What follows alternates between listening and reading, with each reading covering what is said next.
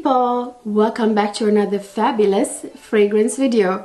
In this video I'm going to share with you some niche fragrances that I regret buying and I will never repurchase again. These are my niche fragrance regrets, if you will. So if you want to find out what they are and my thoughts on them, just continue to watch. I don't have too many regrets. Usually when I purchase a fragrance, I do my due diligence, I do my research, I read reviews, you know, I put in my work. But every now and then, there's something that is a miss.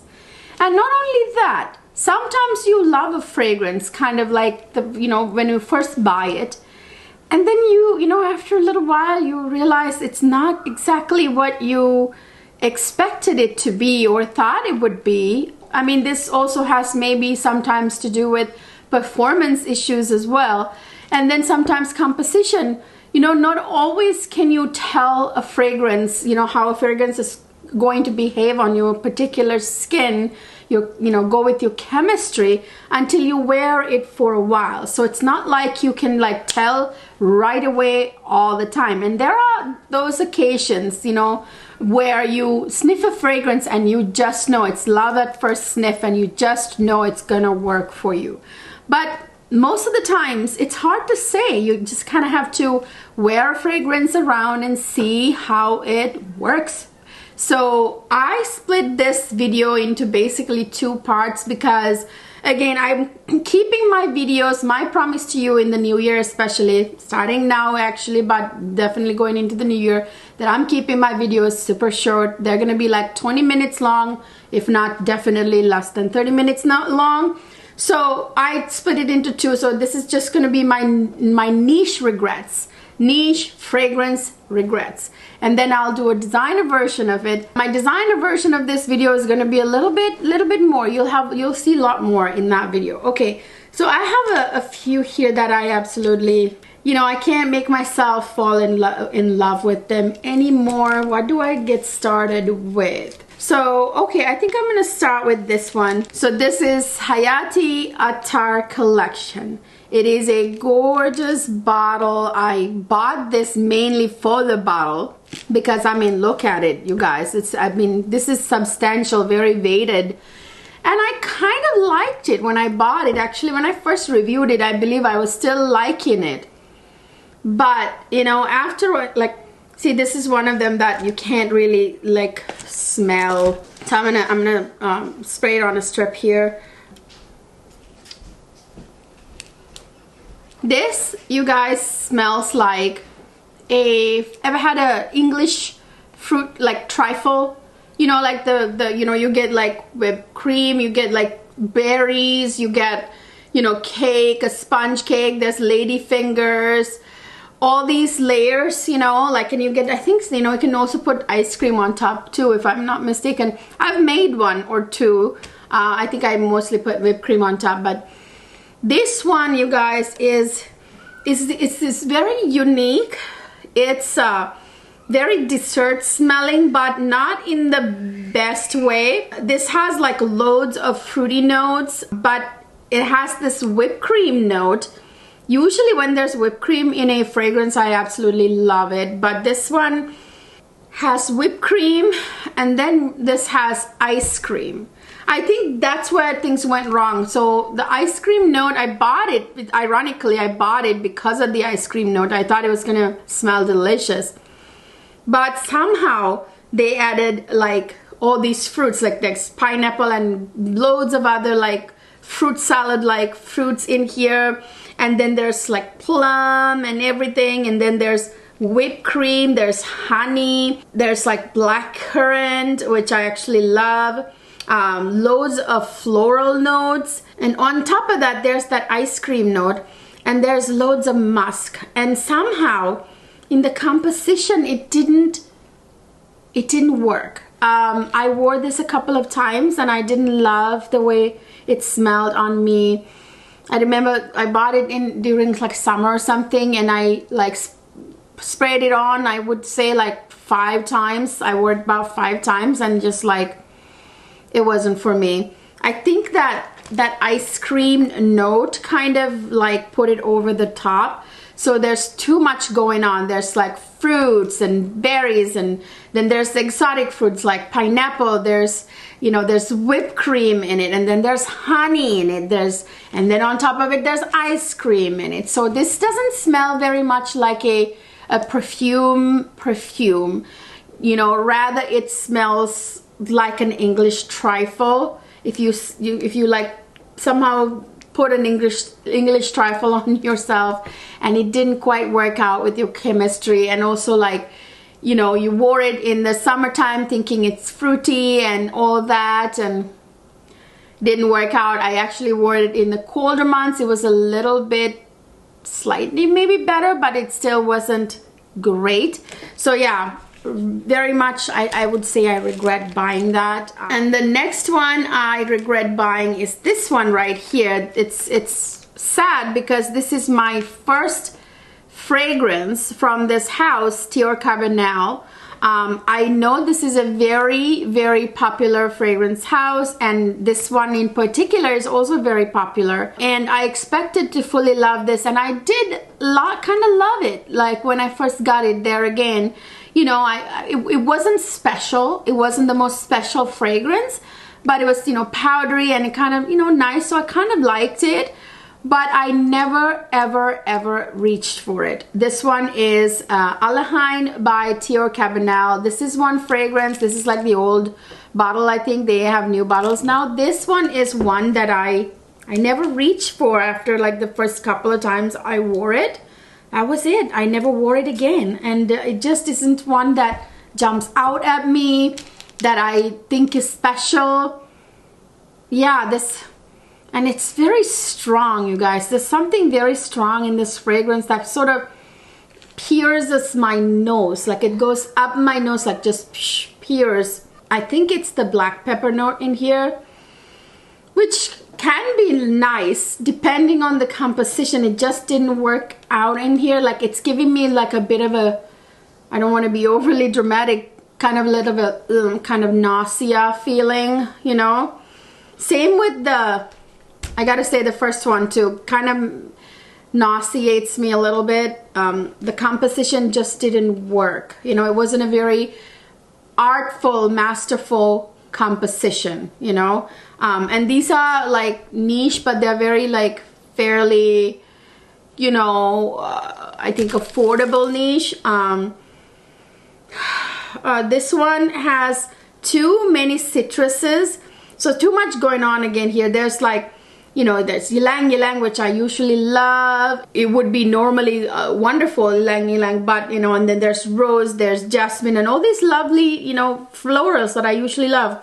But this has a load of like a very strong, sharp citrus note combined with that black pepper note. They're not tamed very well. And on top of that, this has labdanum. There's like powdery flowers, there's musk, and you know, sandalwood, and a whole bunch of stuff going on in the base.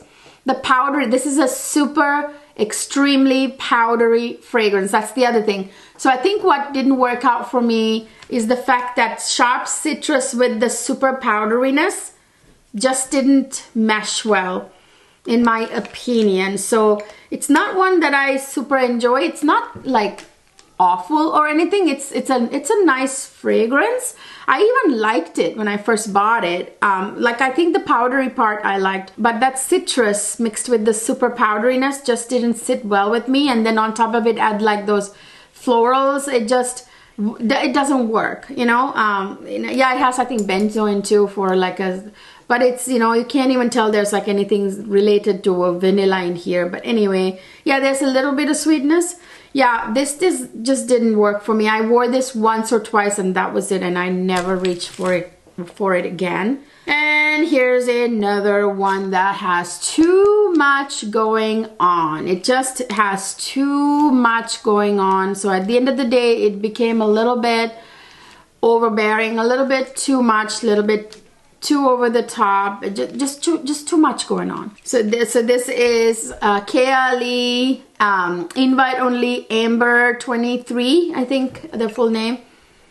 Yeah, this one, you guys, again, this was one that I kind of liked. I liked it when I bought it. I actually did. I thought it was going to be like deep and kind of very like, you know, balsamic and sort of deep ambery sort of fragrance. But yeah, it is a deep ambery fragrance, but this has just too much going on. This has, you know, the tobacco, for example, in here is too much. It's too much tobacco. And then this has like, it's not just one thing, it's like a heavily amber fragrance, but then there's tobacco in here, there's chocolate in here, there's honey in here, there's, you know, cherry in here, there's like too much going on. Again, you guys, please don't be offended because I'm giving my honest opinion on how, you know, how these are no longer desirable to me. I mean, that happens to people, you know. I mean, I kind of like this. Like I said, when I first got this, even when I first reviewed it, I thought it was like, you know, like a nice fragrance, and I thought I was gonna wear it. You know, I realized that 2 winters have passed, 2 fall, you know, seasons have passed. I think since I bought this or something, at least it's definitely been over a year. And I haven't really reached for it. I don't reach for this very much. Yeah, this is KLE Amber, Invite Only Amber 23. Then I have this one right here. So I have this in a box because I'm hoping to kind of give this away, or I don't know, like I might sell. I don't really sell my fragrances very often, but very rarely, on very rare occasions, I will. I haven't decided yet. It's been in my collection now for a while. I kept it just because I wanted to like it. I wanted to love it. I thought I would fall in love with it if I kept it a little longer.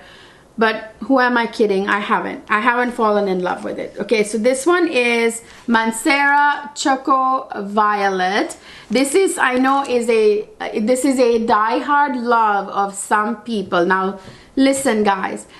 Some people die-hard love something, and some people hate that same thing. You know, like I've had people tell me, you know, about the most drop-dead gorgeous fragrance on earth, like stuff that is kind of like, to me, unbelievable. You know, remember, everybody's got different noses, different skin chemistry, different preferences. So if you love this, I'm sorry, but I just couldn't fall in love with this one, you guys. This is Mancera Choco Violet. I think I already said that.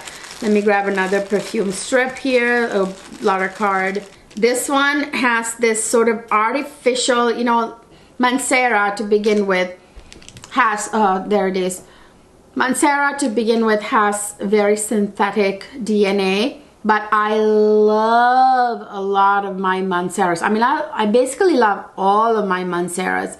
You know, there are some of them that I die-hard love more than the others, but I love you know, it's synthetic, but I love it. And not even the most like natural marketed fragrance is 100% natural, you guys, because there are some notes that just can't be made in, you know, nature or naturally made. There might be, even the most natural fragrance will have some synthetic notes.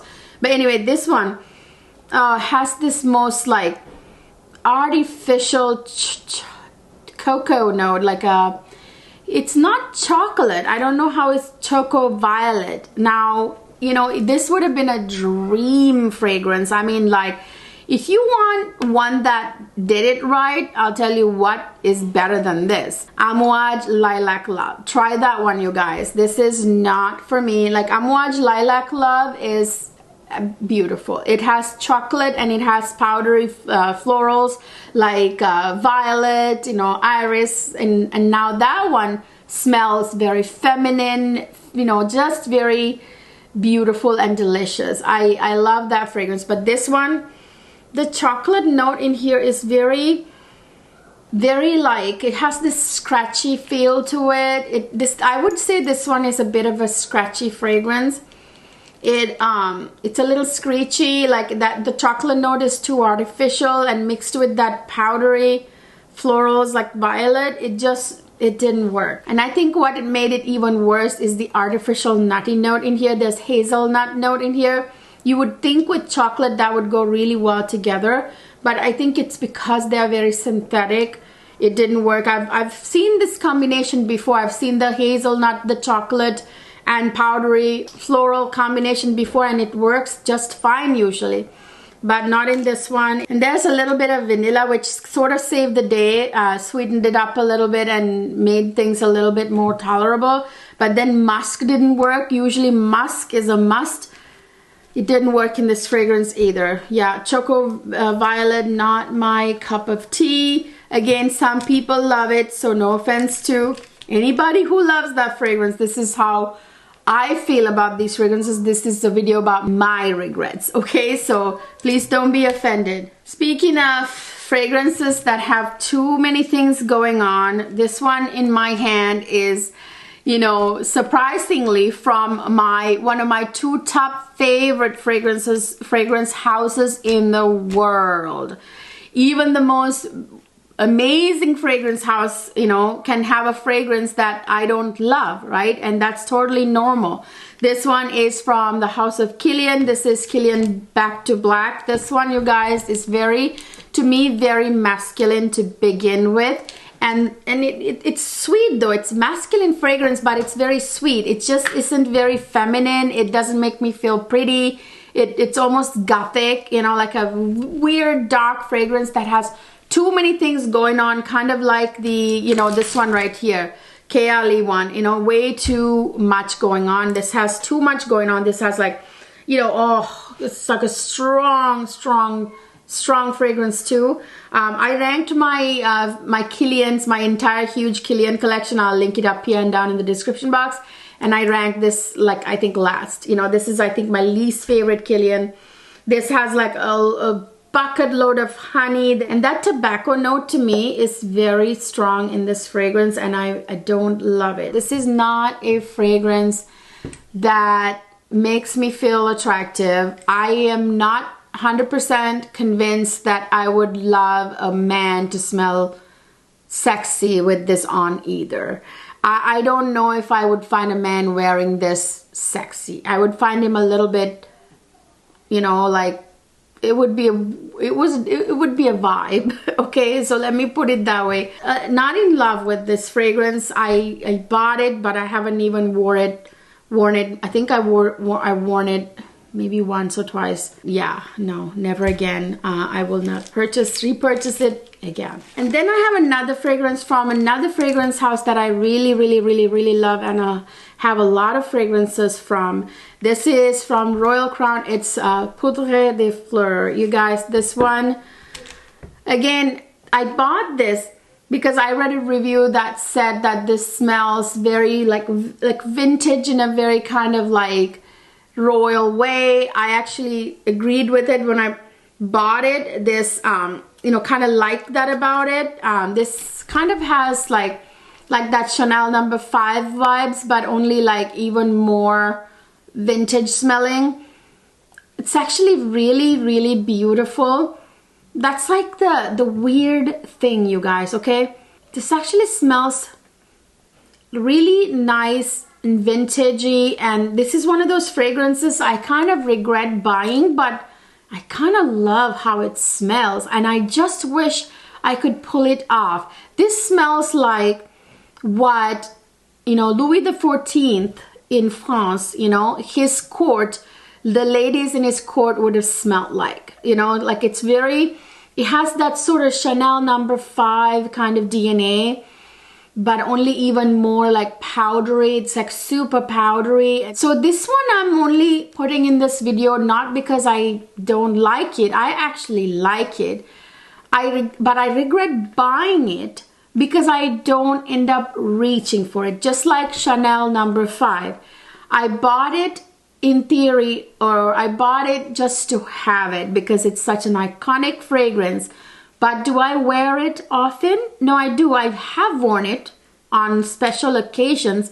Like, that's the other thing. Fragrances like Chanel No. 5 and this one, or the Shalimar one, Guerlain Shalimar. Those are fragrances that you buy and have just to have them.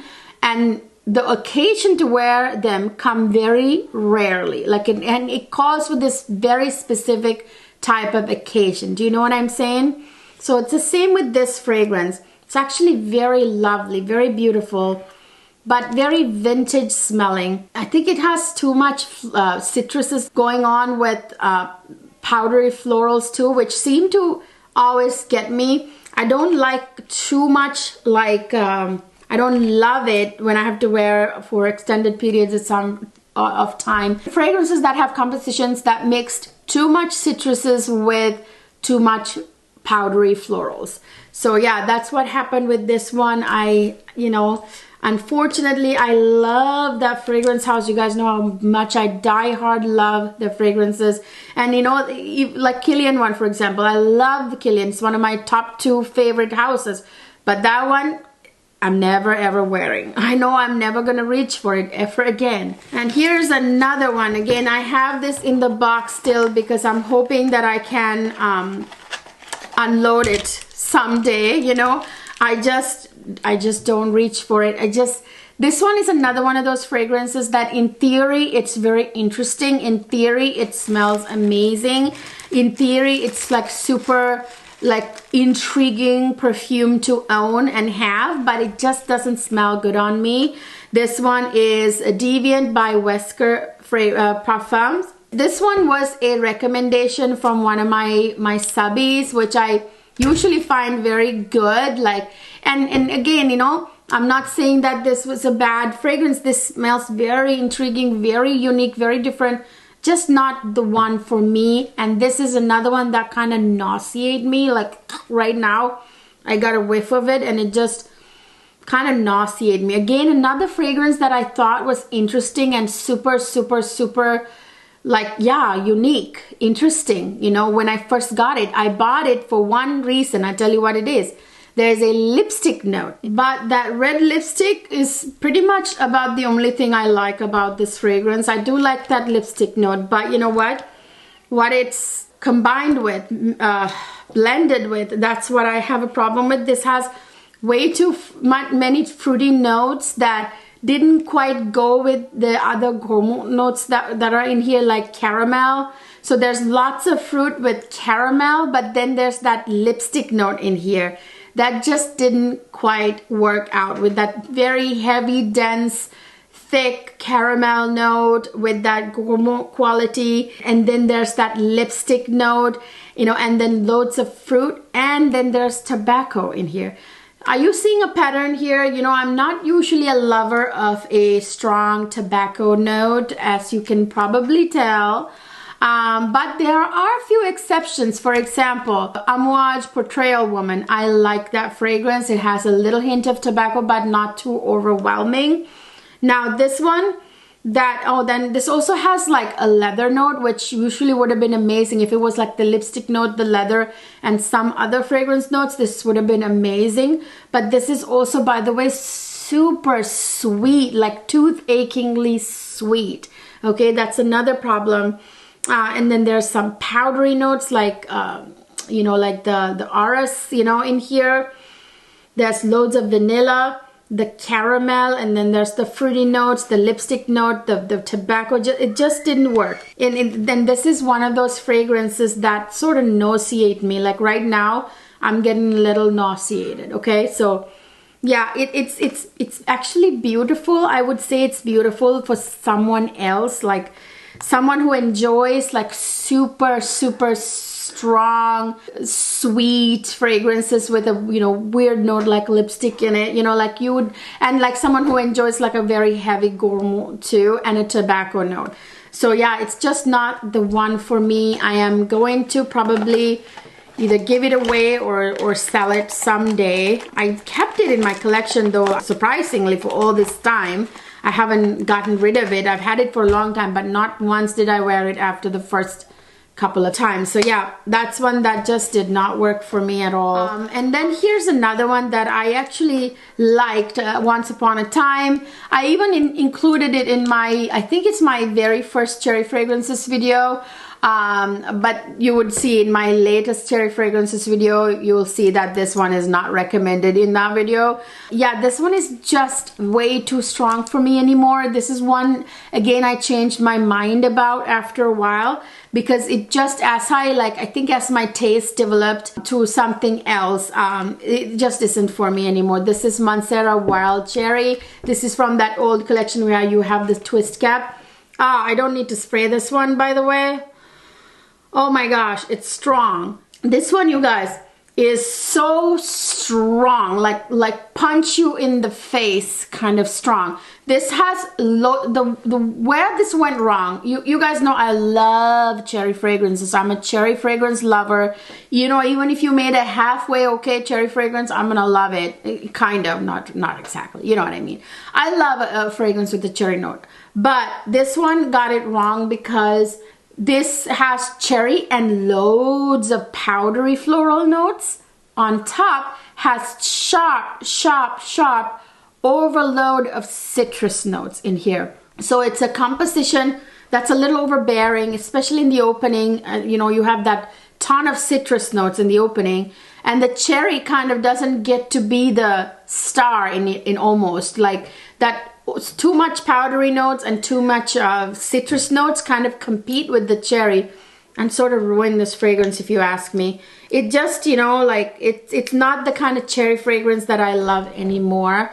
Way too strong, and it gives me like a headache, you know, kind of nauseate me as well. Last but not least, I have one here. I think I just got this last summer. I want to say, yeah, I got it last summer. This one was recommended to me. You know, I did a coconut, my favorite coconut fragrances video. And again, I liked this when I got it. I gotta tell you, I tend to usually love coconut fragrances, but this one smells a little bit synthetic. I loved it when I got it. I wore it quite a bit last summer, but then I started not to love it so much. This one is Comptoir Sud Pacifique Vanille Cocoa. Whereas Mancera, by the way, of Cocoa Vanille, I love that one. But this one feels a little bit too, I can smell it, but I'm going to spray it anyway. Yeah, it just has this, like in the opening when you spray it, there's a blast of sort of almost like alcohol, punch you in the face, strong syntheticness that sort of pierces through your nostrils. And when it dries down, you get that beautiful coconut note, and then it becomes really like creamy kind of coconut. But in the opening, you guys, it's just like, you know, punch in the face for me. Like there's like a banana note in the opening, which I really love. This is like why I bought this fragrance. I thought the banana and the coconut would be like so delicious, and it is. It's just that if this wasn't so synthetic smelling and there was not like a blast of kind of alcohol right in the opening, it would have been such a beautiful, creamy, banana-y coconut fragrance for summertime. And there's loads of coconut in here that I really love, lots of vanilla, of course. You know, and I even recommended this, you guys, you know, in my coconut fragrances video. But over time that I realized that I am not really, towards the end of summer, I think it had a lot to do with me buying Cocoa Vanille by Mancera, which is amazing. I wore it a ton in Hawaii when we were on vacation. So yeah, it's no longer a love for me. I kind of regret buying it. All right, you guys, those are my niche fragrance regrets. These are fragrances that I regret buying. I wish I hadn't bought them. I don't need them in my collection. I don't reach for them, which is the saddest part of all of it. Even if I didn't love it, most of my fragrances, even if it wasn't like a die-hard love, I still wear them. But these I just don't reach for, and it's a waste of money, you know. So that's why I put them in this video. Again, please don't be offended if any of your loves are in this list. It's nothing against you or your taste. It's just my personal nose and my personal preferences. They just don't go with my taste, my chemistry, my vibe. Okay, so that's why they're in this video, not because they're bad fragrances, really. So, and many of them are from amazing niche fragrance houses, so please don't take offense. So let me know down in the comment section, what are your niche fragrance regrets? Remember, I'll be doing a designer version of it in which I'll have a lot more regrets, because I have a lot more designer regrets than I do niche fragrance regrets. I mean, that's kind of like, you know, it kind of makes sense. So yeah, let me know down in the comment section. I hope you enjoyed this video. If you did, please don't forget to give it a thumbs up. Subscribe to my channel if you haven't already. Ring the notification bell, of course. That way you will never miss any of my videos. And of course, don't forget to follow me on Instagram and TikTok, where I post a lot of fun stuff. I've noticed that many of you have not rang the notification bell, and you're not gonna get notified about a lot of really good content. So yeah, go ahead and ring that notification bell. I'll see you guys in my next video.